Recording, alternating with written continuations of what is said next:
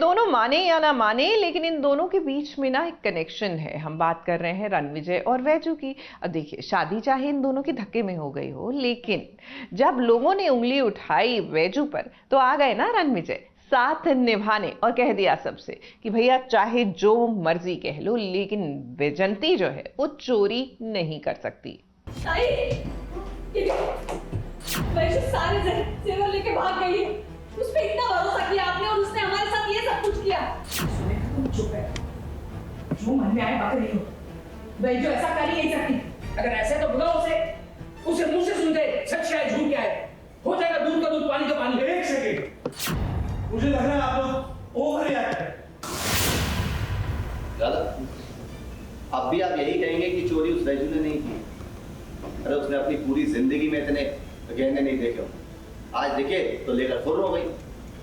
लालच में इंसान अपने नियत और ईमान दोनों डगमगा जाता है। जानता हूं कि वैजू चोरी नहीं कर सकती है। चलो एक सेकंड के लिए आप लोगों की बात मान, वैजू ने चोरी की मान, लेकिन जया तो यहीं पे है, जिससे वो दुनिया में सबसे ज्यादा प्यार करती है, उसे छोड़ के थोड़ी जाएगी, वो भी इस हाल में। बता ना राणा, ये गहने गए कहां पे? तेरे आई ने शादी में नहीं हुए गहने थे सब। कि जहाँ वैजंती है वहाँ पर कुछ भी मुमकिन हो सकता है।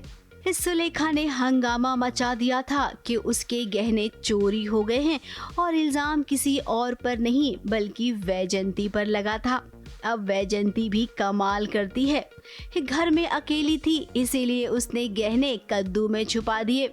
अब ऐसा कौन करता है? हम और आप तो बिल्कुल नहीं करेंगे, लेकिन वही बात हो जाती है ना, जो हट कर करता है वही तो छोटे पर्दे की बहू का काम होता है, जो कि आज वैजंती ने कर दिखाया। वैजू घर में अकेली थी और उसने छुपा के रखे थे कद्दू में जो कुछ भी बाहर छोड़ के गई थी सुलेखा चाची ज्वेलरी।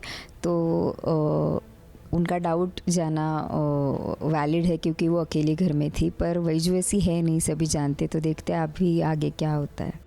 फिलहाल गहने मिल गए और जो लोग इल्जाम लगा रहे थे कि गहने वैजंती ने चोरी की है, उन सब का मुंह भी बंद हो गया। अब इतना सब हंगामा चल ही रहा था कि इतने में पुलिस भी आ गई। अब पुलिस को देखकर वैजंती को बहुत दुख हुआ कि घर वाले तो मुझ पर विश्वास ही नहीं कर रहे हैं। अब इन सब के बीच रणविजय ने भरोसा जताया, विश्वास किया वैजंती पर। ऐसा वैजंती को लगा, मेरे चाचा चाची को लगता है कि चोरी करके भाग गई है, तो फिर मैं मिट्टी का बेटा मैं उठा हूँ, मैं बोलता हूँ नहीं ऐसे नहीं हो सकता। एक कमरे में जब वो रणविजय को सॉरी कहने गई, उस वक्त बात आगे बढ़ी और देखो क्या क्या सुना दिया रणविजय ने वैजंती को। आपकी आई से पता चला, जब सब मुझे चोरी समझने लगे, आपने मेरी तरफ से बोला और मुझे समझा भी।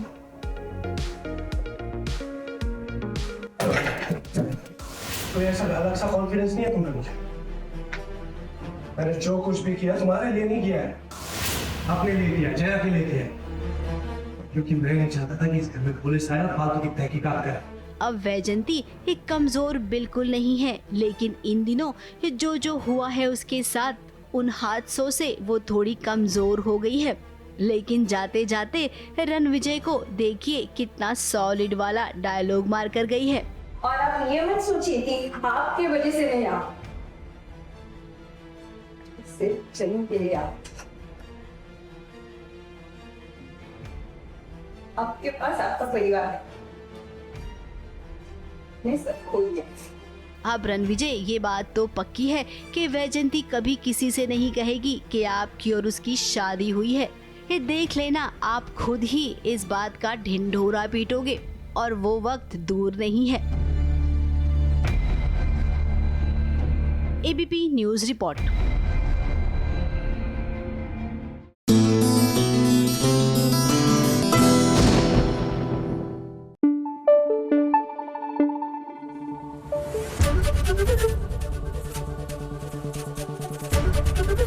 एबीपी न्यूज आपको रखे आगे।